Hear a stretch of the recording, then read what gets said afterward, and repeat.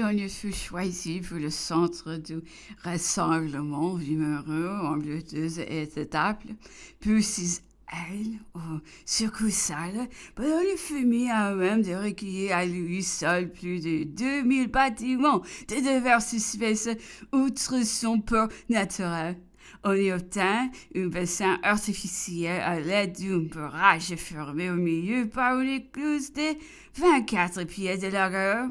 Ce bassin reçut 900 bâtiments toujours à flot en constant état d'apparage. Et l'écluse par le retenue qui la précède eut l'avantage de procurer encore déjà ce qui entretenions les vrais portes à une bonne profondeur et par essayons sont entrés des banques de sable trop sujets à l'obstruer. Vimereux et table ombleteuses de leur côté feront mis à même simultanément de recevoir un nombre analogue de bâtiments environ 1000 à eux 3. Elle est toute exécutée dans l'espace des 10 ans. Des réparations et améliorations locales importantes à toutes les portes de la côte.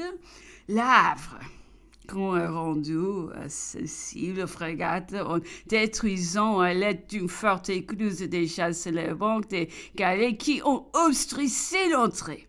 Sauverie Dieppe, Calais, Gravelines, Dunkerque, dont on a dit s'encombrer la peur et faisait disparaître le marais qui couvrait la ville, Ostende, qu'on avait destiné à recevoir une seconde flottille et dont on assurera la libre entrée par le dévasement de son chenal. Les travaux de Flessingue, cette ville étant tombée momentanément au pouvoir des Anglais qui ont l'évacuation des triserons tous les établissements militaires. L'empereur profita de cet accident pour ordonner la reconstruction de tous les travaux sur un pied beaucoup plus large. Apprécions toute l'importance de sa position géographique évolue qu'on recusa et agrandit le bassin ici qui sont entrés qu'on approfondit le chenal de manière à ce que ce bassin peut admettre à l'avenir même les vaisseaux des 80 et dilacés hiverner une escadre de 20 vaisseaux toujours prêts à mettre à la voile en une des marées. C'est qu'on devait obtenir à l'aide d'une idée fort ingénieuse fournie par le commandant de maritime de la place la simple retenue des eaux de la marée haute dans les fossés de la ville.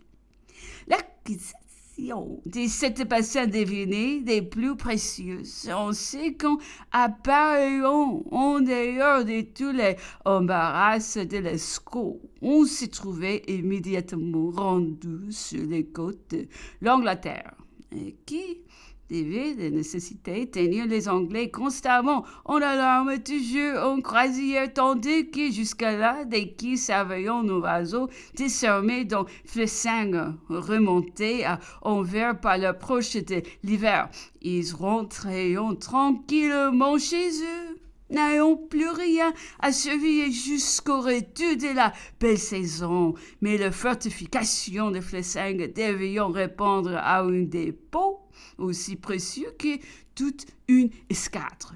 Aussi, on les multiplia sur plusieurs points, et en reconstruisant certains magasins et établissements, et fut prescrit de les voûter à l'abri de la bombe et d'armer leur sommité de batteries. Flessingue eût été hérissé de canons et fut devenu inattaquable. Les travaux commençaient à Terneuse.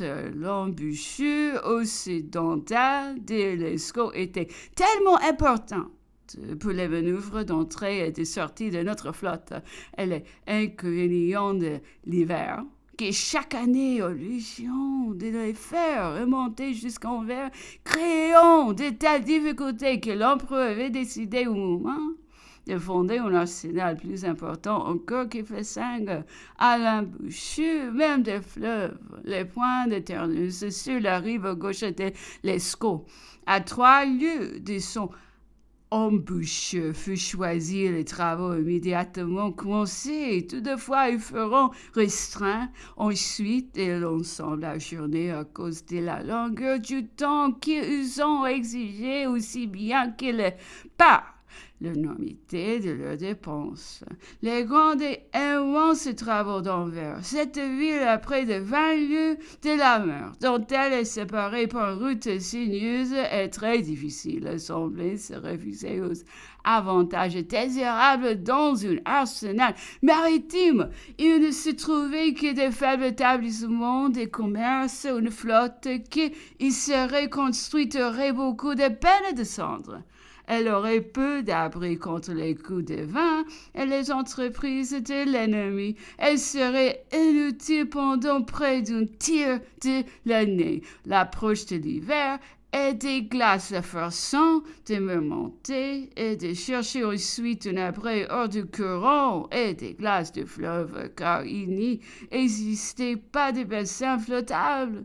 Mais toutes ces difficultés ne feront rien aux yeux de Napoléon, dont son impatience de faire sentir aux Anglais les dangers de l'escorte qu'ils avaient si souvent eux-mêmes désignés comme devant leur être si redoutables. Il ordonna au volu et, en moins de 8 années, Anvers se montra un arsenal maritime de première importance et l'Escaut portait déjà une flotte considérable. Tout fut pris à la fondation et fait à neuf.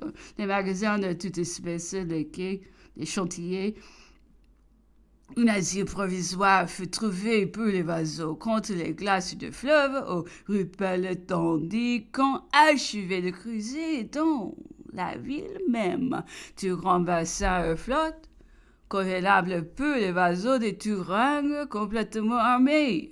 20 cales de construction sur un même alignement feront lever comme par enchantement et 20 bâtiments posés à la fois sur ces chantiers, offrant aux voyageurs qui arrivaient par les têtes de Flandre le spectacle imposant et singulier de 20 vaisseaux de ligne se présentant rangés en forme d'escadron. La plupart du temps des choses n'étaient pourtant encore dans la pensée de Napoléon qu'un provisoire, momentanément imprêté au commerce. Il avait l'intention d'établir un arsenal complet bien plus grand en face d'Anvers, sur la rive opposée à la tête de Flandre. Il avait d'abord eu le projet hardi de jeter un pont au travers de ce fleuve difficile, mais il finit par se décider peu des ponts pour l'un très ingénieux. L'empereur ici, que je l'ai déjà missionné plus haut, avait su envers les idées les plus gigantesques. Il a prolongé l'ensemble, les détails et les moyens jusqu'à la mer. Aussi avait-il dit qu'il voulait qu'Anvers, à lui seul, finit par devenir toute une province, un petit royaume. Il s'y était attaché comme à une de ses plus importantes créations. Il y fit plusieurs voyages, inspectant et discutant lui-même les plus petits détails.